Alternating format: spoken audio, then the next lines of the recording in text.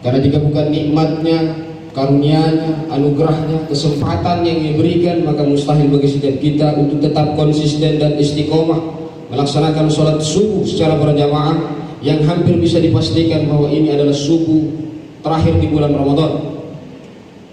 Salam dan takzim kita kepada seluruh utusan Allah Subhanahu wa taala, bil khusus Nabiullah Muhammad sallallahu alaihi wasallam. Nabi yang di langit dikenal dengan sebutan Abdullah dan di bumi dikenal dengan sebutan Muhammad. 30 generasi sebelum ia lahir, dua nabi yang sekaligus bergelar Khalilullah dan Habibullah mendoakannya, dan dia juga dijadikan sebagai tokoh paradigmatik untuk kehidupan yang lebih baik. Hadirin jamaah subuh yang insyaallah dimuliakan dan sama-sama dirahmati oleh Allah Subhanahu wa taala. Belakangan hari di akhir-akhir Ramadan kita melihat fenomena langka di mana aktivitas manusia bergeser dari masjid ke pasar, dari masjid ke mal, dari masjid ke pusat-pusat perbelanjaan. Lebaran dari dulu sampai hari ini dipatok pada kebaruan yang sangat simbolis. Idul Fitri selalu dipatok pada kebaruan yang sangat artifisial, bahwa tak lazim Lebaran jika tidak memiliki pakaian yang baru. Tak lazim Idul Fitri itu jika tidak punya celana yang baru. Padahal fitrah itu adalah pulangnya kesejatian diri pada kampung asal kita, pulangnya manusia pada diri yang sesungguhnya. Apakah fitrah itu selalu lekat dengan kebaruan? Tentu tidak.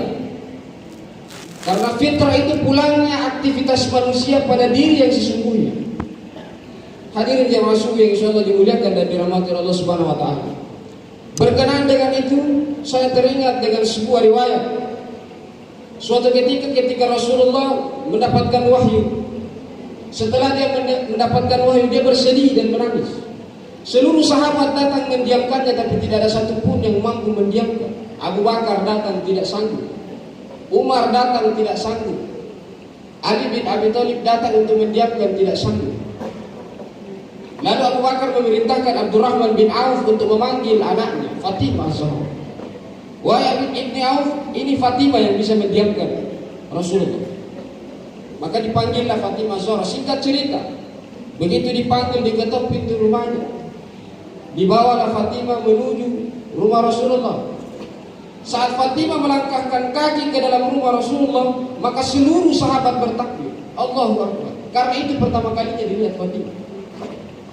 Jadi poinnya bukan tentang wahyu yang disampaikan oleh Allah kepada Muhammad, bukan itu poinnya. Setelah Fatimah masuk ke dalam rumah Rasulullah, tiba-tiba seluruh sahabat menangis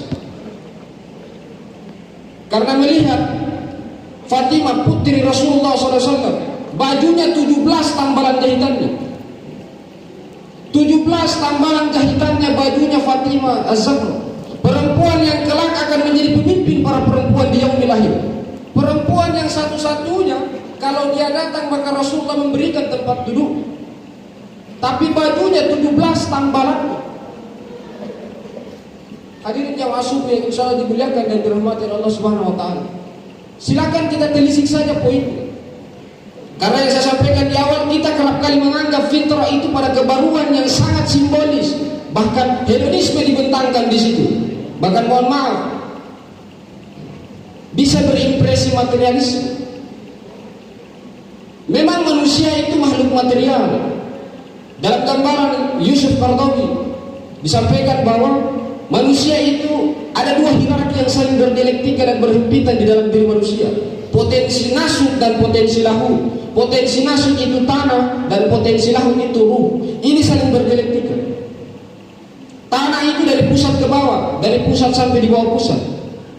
Nah, makanya Syekh Hussein Nasr menyampaikan, seorang filsuf kenamaan, bahwa jika gaya hidup dan lifestyle seorang manusia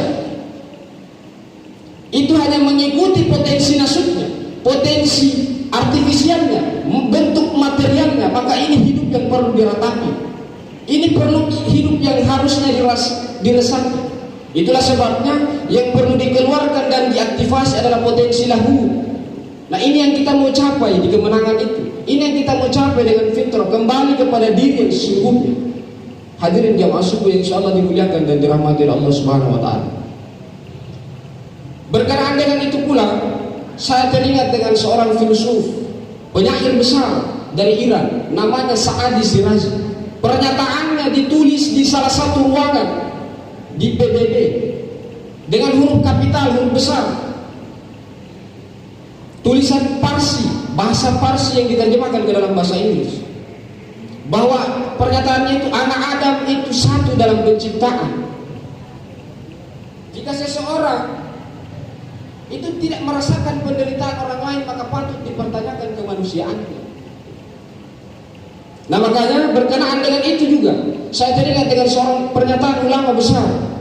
Seseorang yang lapar itu lebih mementingkan dirinya yang lapar ketimbang orang lain. Nah ini pelajaran puasa, ini hakikat puasa yang saya mau upgrade kepada kita semua. Yang saya mau sampaikan sebagaimana sebelumnya saya sampaikan di subuh yang lalu, bahwa nilai puasa itu punya benang merah terhadap empati sosial, punya kepekaan sosial itu puasa.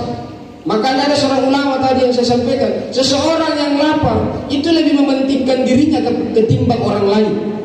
Nah hal ini ditinjau dalam psikologi, ini alamiah.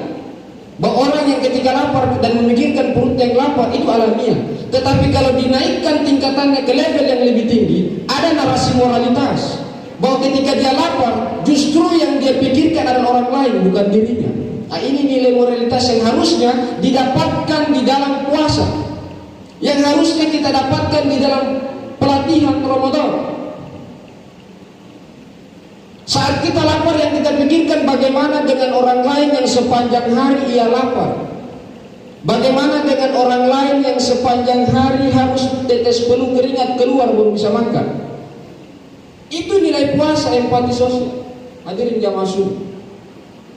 Kalau kita lihat dan tinjau di dalam konsepsi dan gagasan Quran, 65% Al-Quran berbicara tentang ibadah esoteris, ibadah eksoteris.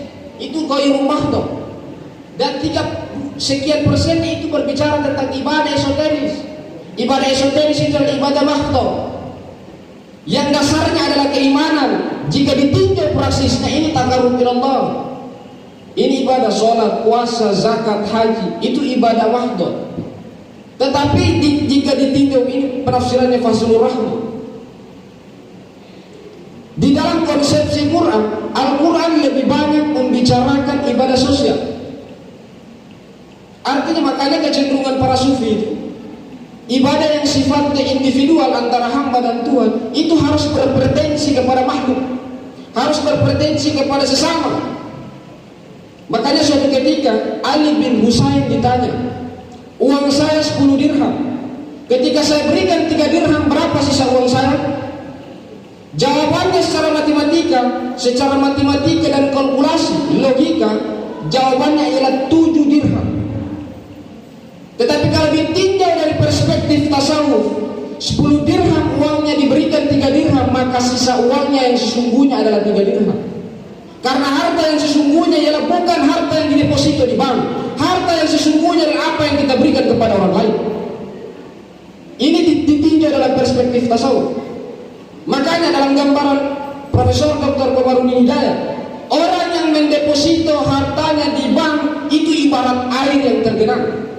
Dan orang yang menginfakkan dan mensedekahkan hartanya di jalan Allah itu ibarat air yang mengalir. Air yang tergenang itu adalah sumber larva dan penyakit. Sedangkan air yang mengalir sampai ke muara itu akan menghidupi yang lainnya.